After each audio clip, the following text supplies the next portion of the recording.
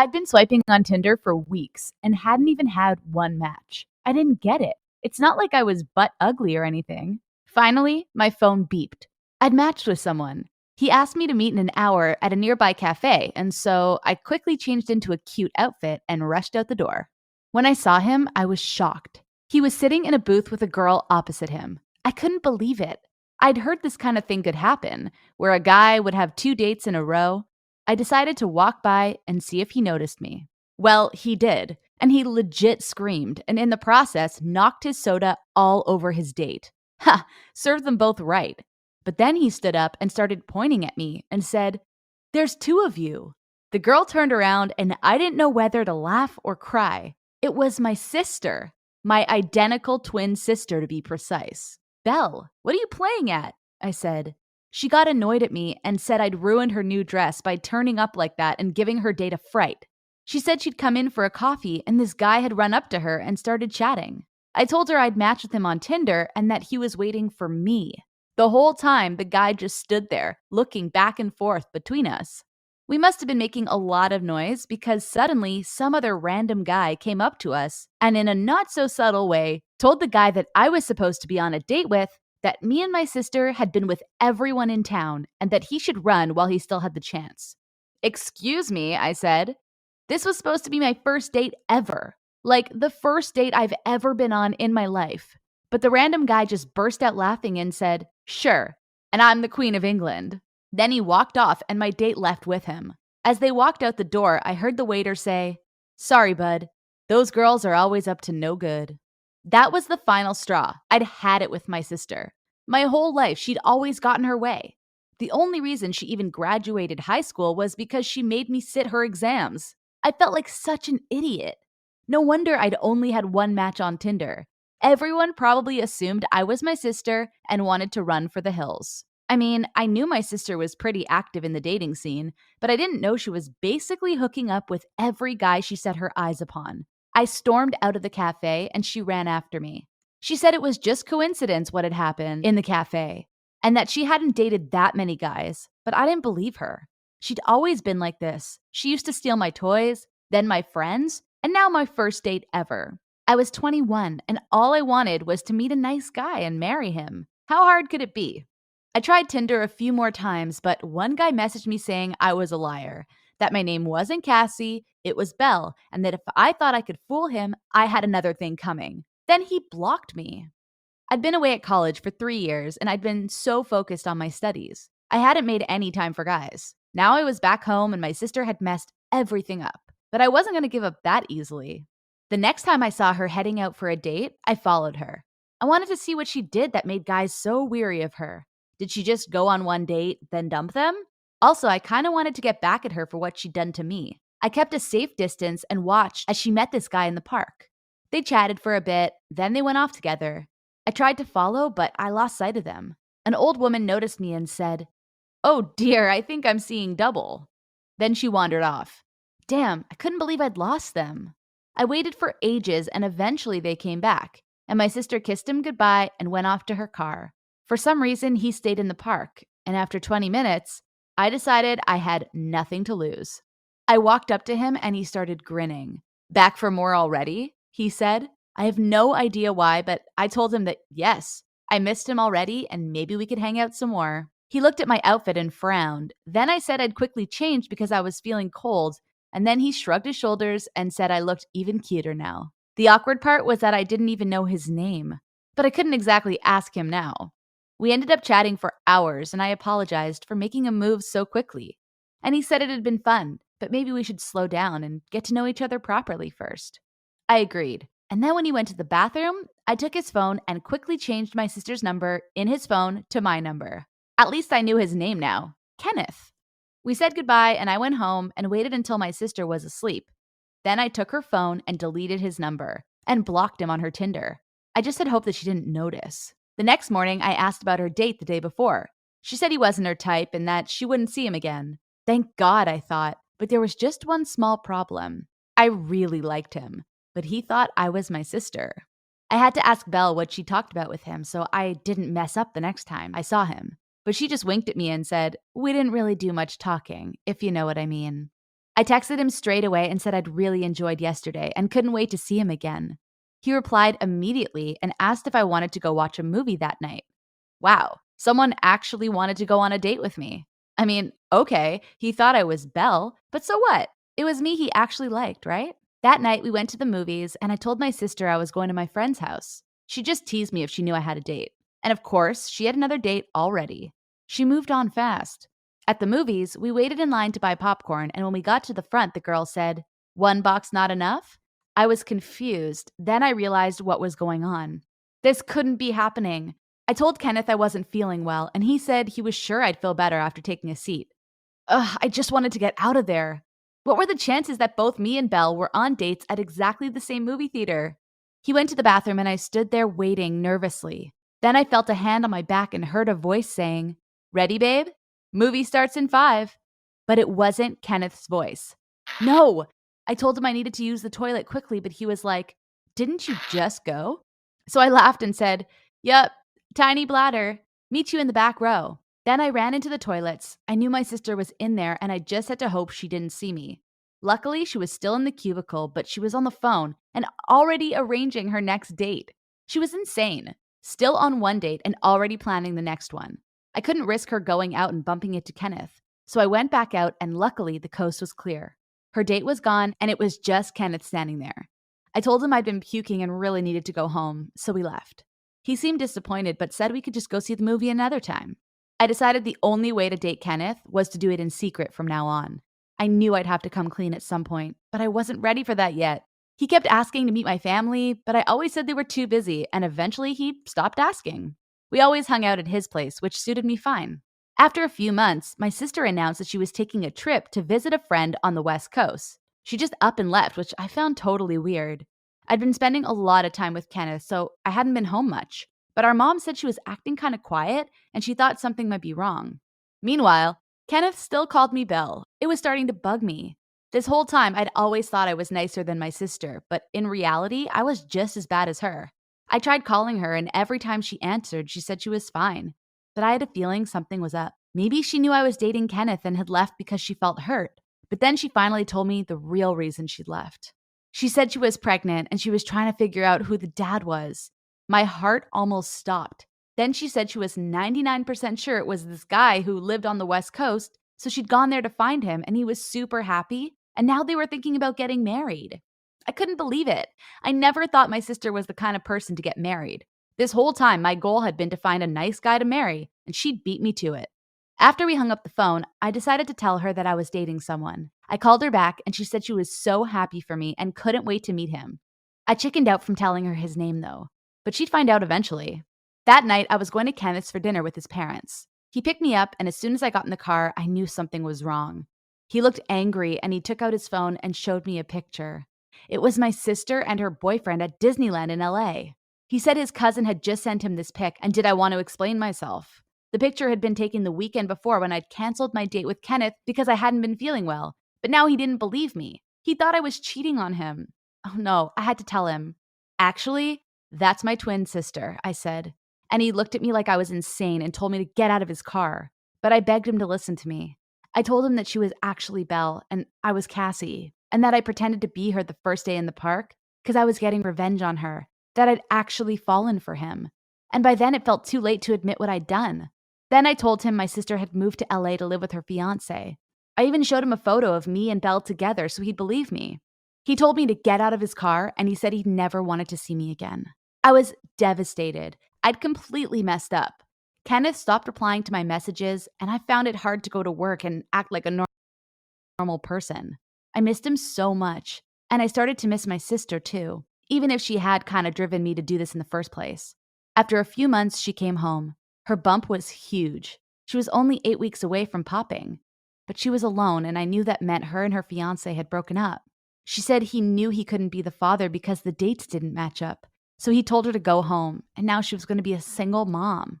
She asked about the guy I'd been dating, and I said he'd broken up with me too, and she said, "Oh man, all guys are the same." But I was lying. You see, I'd started seeing Kenneth again. He said he missed me so much too, and that life felt empty without me in it. So we'd been meeting up in secret. At the same time, my sister and I started to grow even closer, and when she gave birth, I was right there with her. I told her to do a paternity test to figure out who the dad was, but she said she didn't care. She could manage it alone. When my nephew was born, though, I knew something was up. He had thick red hair, and that could only mean one thing. And when she saw him for the first time, she knew it too. I know who the dad is, she said. And I wanted to scream because I knew exactly who the dad was too, and that meant my life was over. Kenneth had red hair. I decided there was only one thing for it. An hour later, Kenneth turned up at the hospital. I texted him and told him to come quickly, and he was so worried. He thought something was wrong with me. When he arrived and saw me standing there next to Belle and her newborn baby, he almost passed out. I felt so stupid. How had I not thought of this before? My sister asked Kenneth how he knew to find her here, and then before I could even say anything, he blurted out that he'd been dating me for the past 9 months. And my sister looked at me with so much hurt in her eyes. What should have been the happiest moment of her life had just turned into a complete disaster, and it was all my fault. You're probably assuming that my sister and Kenneth got back together to raise their son, right? Well, not exactly. You see, Kenneth and I were seriously in love. He wanted to marry me. And although it's weird to marry the man who got your sister pregnant, these things happen. My sister eventually forgave me, but I know we'll have a lot of explaining to do in the future. Their son is going to wonder why his dad is also his uncle. Whenever Kenneth and I take him out to play, people just assume he's my baby. We're getting married soon, and who knows? Maybe we'll have a baby not long after. His cousin will also be his half-brother. Yep, it's kind of complicated, but I got what I wanted in the end, and maybe now my sister will think twice before dating every guy in town.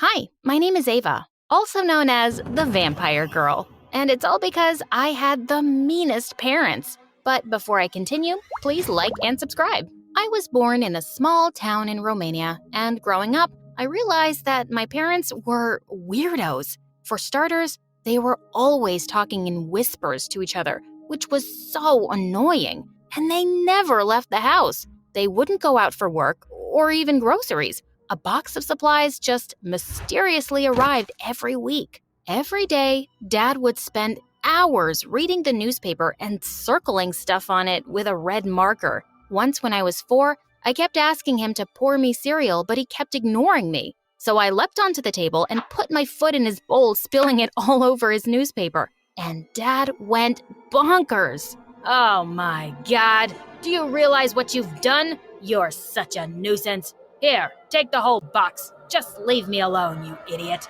Gosh, I wished I could just leave them forever. They didn't even love me. We never had any visitors, but when I was 5, Grandma came to see us once, and she brought me an adorable cat. I was so happy. But of course, my parents were not.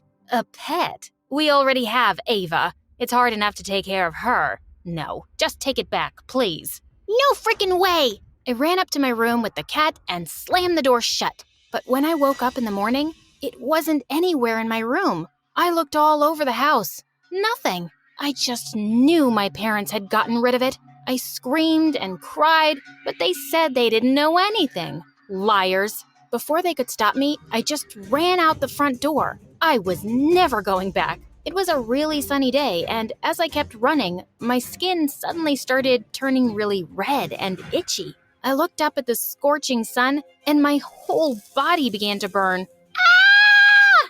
I let out one huge scream and fainted. When I woke up, I was in my bed. Mom told me the doctor had been to see me, and he'd said I was perfectly fine. No, that's not true. I'm not fine. The doctor is dumb. The sun almost killed me. My parents said I was crazy, but I knew they were evil, and I wasn't going to let them hurt me. So after that, I refused to let a single ray of sunlight touch my body, not even indoors. I covered myself from tip to toe, socks, trek pants, hoodie, and a face mask. Only my eyes were visible. My parents almost fainted when they first saw me roaming around the house like a little ninja. The only time I removed my costume was when the sun was gone.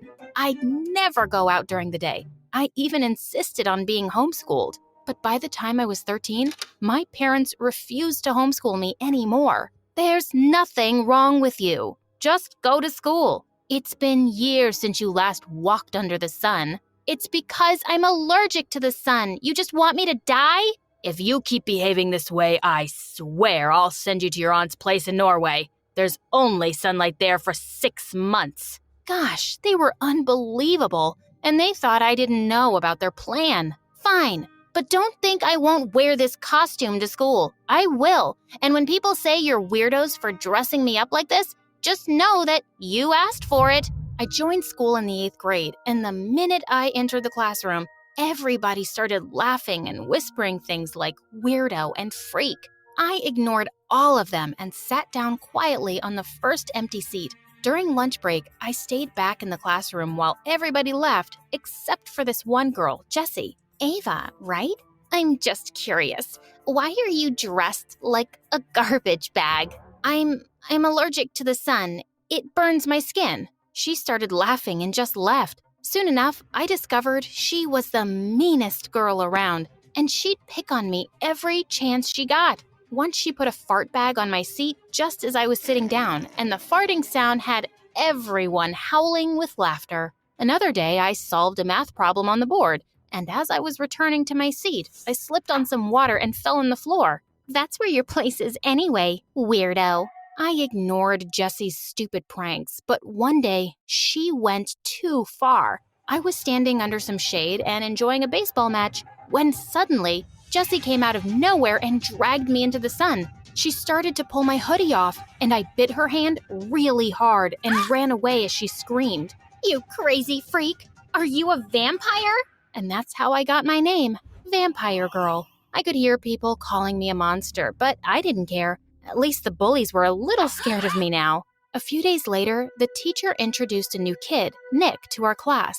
His clothes were old and ragged, and I could see Jessie and her minions already laughing at him. They'd found their new target. I joined him in the cafeteria at lunch that day, and we started talking. I found out that he was the new janitor's son. He was really sweet and never even said I was crazy when I told him about my condition. I was so happy to have made a friend. But one day, as I was walking down the hallway, I found Jessie and her friend surrounding Nick. She spilled juice on the floor and said, Oops. You can clean this up, Nick. I mean, you'll grow up to be a janitor like your dad, right? Come on, just sit down and wipe it with your butt. Hey, jerk, have you forgotten the last time I bit you? Stay away from Nick, or this time I'll do some serious damage. Jessie rolled her eyes at me, but when I leapt forward, she actually screamed and went running. Nick thanked me, and I always made sure to stick close to him after that. But then one day, Nick and I had just entered the classroom after recess when Jessie started screaming like crazy. OMG! My brand new iPhone! It's gone! Someone stole it! And then she pounced at Nick and grabbed him by his shirt.